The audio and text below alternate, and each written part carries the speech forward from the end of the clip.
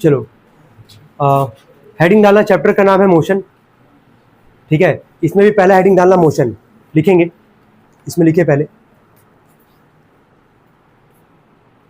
A body is said to be in motion, a body is, physics में एक और चीज बोल दे रहे हैं, मतलब जब तक पूरा फिजिक्स पढ़ोगे, यहाँ पे 6 चैप्टर पूरा पढ़ना है। फिजिक्स में हम जब भी बोलेंगे या तो हम बॉडी बोलेंगे, ठीक है, या तो बॉडी की जगह तुम और क्या लिख सकते हो, ऑब्जेक्ट। इन्हीं दोनों में से कोई ना कोई लिखना, दोनों ही सही अपनी जगह। अगर बॉडी लिखना बॉडी लिखो, ऑब्जेक्ट लिखना ऑब्जेक्ट लिखो, ठीक है। फिजिक्स में दोनों का मतलब एक ही होता है। देखो, a body is said to be in motion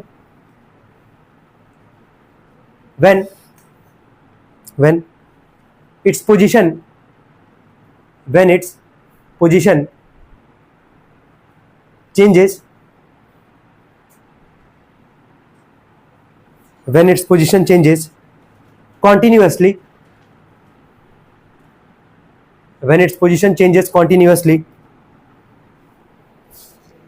with respect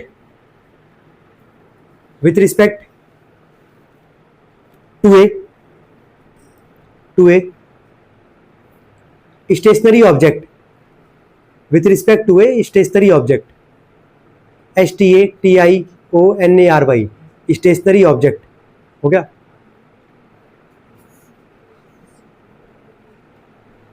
चलो पहले मोशन के डेफिनेशन पे आते हैं। अच्छा, अभी तुम लोग ये बताओ, तुम लोग रेस्ट में हो कि मोशन में हो? किसी को ऐसा लग रहा है क्या कि वो मोशन में है? नहीं, सीधा बैठो, ऐसे कोई करके नहीं बैठेगा इधर, ठीक है। तो तुम लोग अभी किस में हो, रेस्ट में हो कि मोशन में हो? रेस्ट में हो। जैसे यहाँ से छुट्टी होगा, जैसे यहाँ से जाओगे, ठीक है, तो आसपास जो तुम्हारे सराउंडिंग होंगे, आसपास सराउंडिंग का मतलब क्या है? घर होगा, पेड़ होगा, पौधा होगा, साइकिल होगा, बाइक होगा, बहुत लोग होंगे, है ना। क्या उनके रिस्पेक्ट में तुम्हारा पैर तो चलता रहेगा? तुम किस में रहोगे? मोशन में। किस में रहोगे? मोशन में। तो कभी भी कोई ऑब्जेक्ट अगर मोशन में है, ठीक है, तो सराउंडिंग में तुमको देखना है कि सराउंडिंग के रिस्पेक्ट में तुम रेस्ट में हो कि मोशन में हो, ठीक है। अगर सराउंडिंग का ऑब्जेक्ट रेस्ट में है और तुम मूव कर रहे हो, तो तुम अपने आप को किस में काउंट करोगे? मोशन में। किस में काउंट करोगे? मोशन में। अब जरा एक बार डेफिनेशन पढ़ना। एक और चीज, डेफिनेशन पढ़ने के पहले, स्टेशनरी का मतलब जानते हो क्या होता है? रुका होना। कोई ऑब्जेक्ट अगर रुका हुआ तो उसको क्या बोलोगे? स्टेशनरी। क्या बोलोगे? स्टेशनरी। चलो पढ़ना डेफिनेशन पहले मोशन का। The total path covered by a body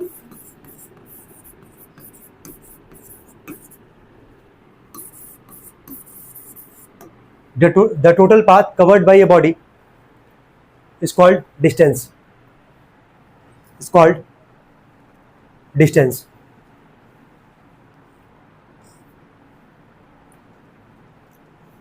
हो गया। उसके नीचे नोट करके लिखना एक line, it is a scalar quantity. Note डाल के लिखना, इट इज ए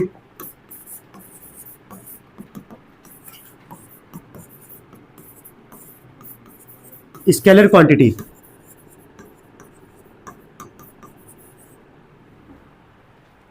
हो गया, it is a scalar quantity.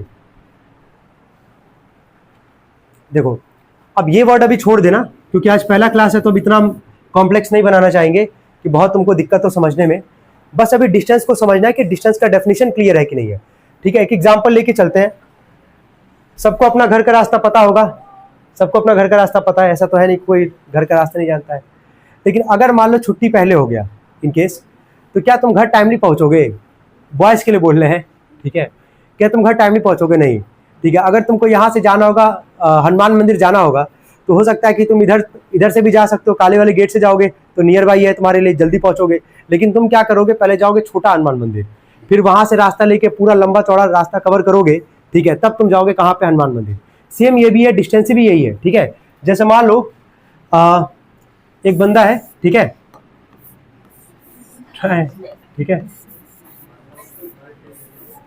बंदा बहुत खतरनाक है भाई, ठीक है, तुम समझ नहीं पाओगे इसको, ठीक है।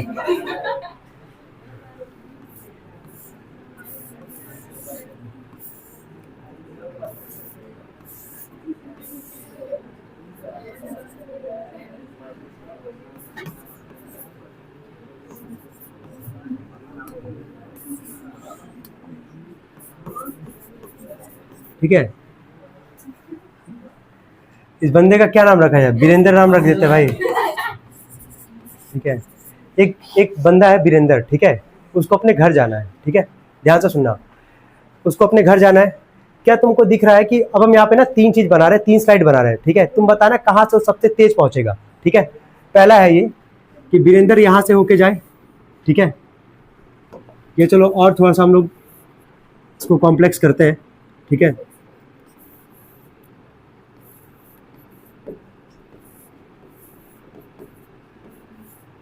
ठीक है,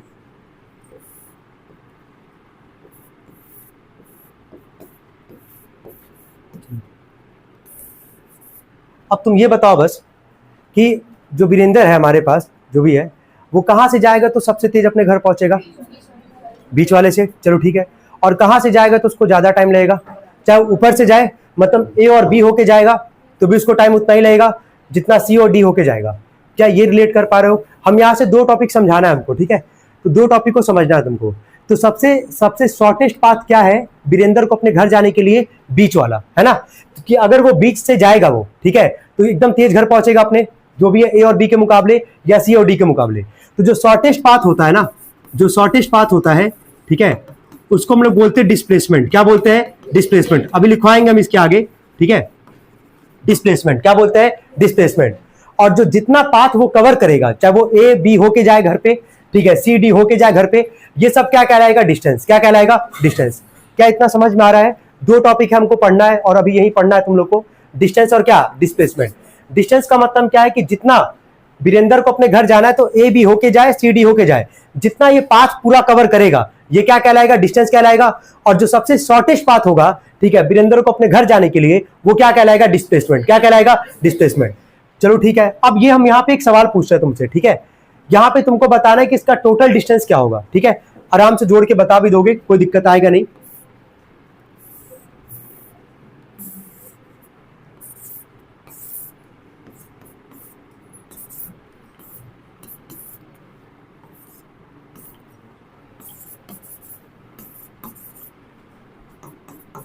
चलो ध्यान देना, हम जिसको सर्कल किए ना बस उसको ऑब्जर्व करना, ठीक है।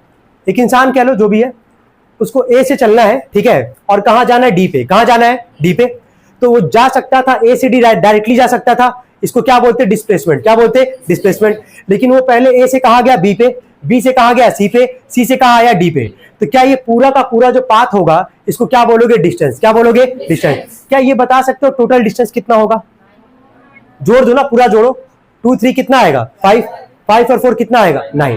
तो डिस्टेंस का मतलब क्या होता है ये सबको समझ में आ रहा है कि जितना पाथ वो कवर करेगा उसको क्या बोलोगे? डिस्टेंस। और जो शॉर्टेस्ट पाथ होगा उसको क्या बोलोगे? डिस्प्लेसमेंट। सबसे अच्छा होगा कि यही बनाना तुम्हारे लिए ज्यादा बेटर होगा। ए से कहां जाना? उसको डी पे जाना है तो आराम से जा सकता सीधा सीधा इसको, लेकिन यहां से ना जाके पहले बी पे गया, सी पे गया, फिर कहां जा रहा है? डी पे। तो ए से ये पूरा डी तक गया, जो ऊपर से जा रहा है ये पूरा क्या कहलाएगा? डिस्टेंस। और जो शॉर्टेस्ट पाथ होता है इसको क्या बोलते हैं? डिस्प्लेसमेंट। क्या बोलते हैं? डिस्प्लेसमेंट। अभी बनाओगे उसके आगे, अभी हम बता रहे हैं। इसके नीचे लिखना, हेडिंग डालना डिस्प्लेसमेंट, हेडिंग डालना डिस्प्लेसमेंट।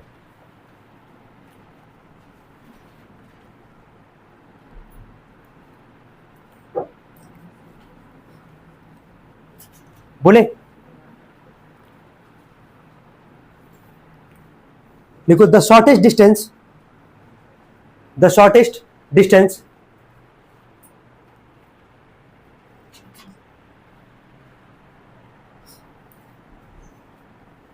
between the इनिशियल की स्पेलिंग लिख दे रहे हैं, INITIAL, between the initial and final position, between the initial and final position of the body along with direction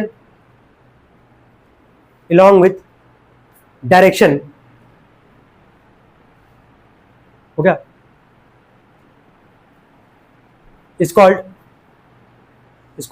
displacement,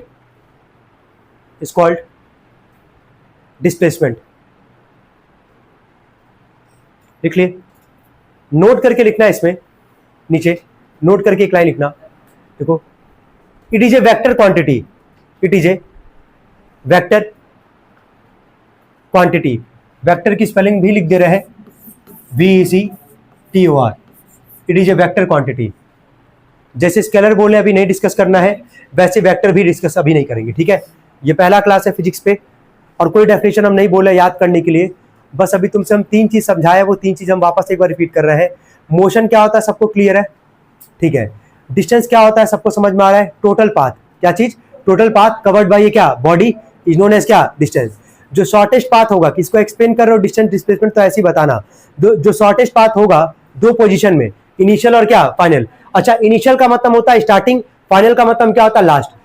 ये बताओ ए क्या था तुम्हारा, स्टार्टिंग था, और डी क्या है तुम्हारा, फाइनल। क्या है, फाइनल। तो ए से अगर डी पे जाना था तो ए से डी डायरेक्टली जा सकता था हमारे पास, तो इसको क्या बोलते हो तुम, डिस्प्लेसमेंट। क्या बोलते हैं, डिस्प्लेसमेंट, ठीक है। और हम चलो यहाँ पे यूनिट भी लिख दे रहे हैं, मतलब मेजरमेंट के लिए वैल्यू भी लिख दे रहे हैं। अब जरा बताना, ठीक है, अब यही सवाल है, मान लो हम तुमसे बोल रहे हैं कि इसका डिस्टेंस बताओ, ए से डी का डिस्टेंस कितना बताना, 9, पूरा जोड़ोगे ना, ए से डी जहां तक गया है। हम कह रहे हैं चलो डिस्प्लेसमेंट बताओ कितना है, तो क्या बोलोगे, 2। क्या बोलोगे, 2, क्योंकि ए से डी जो है डिस्प्लेसमेंट का मतलब क्या है, शॉर्टेस्ट डिस्टेंस। अगर वो डायरेक्टली सीधा जाएगा तभी क्या कहलाएगा, शॉर्टेस्ट कहलाएगा पाथ, और उसका डिस्टेंस कितना, डिस्प्लेसमेंट कितना है, 2 मीटर। कितना है, 2 मीटर। उसके नीचे इसको बना लो, उसको बनाओ, और इसके नीचे लिखना डिस्टेंस और डिस्प्लेसमेंट करके वैल्यू लिख देना, ठीक है। इतना काम करो।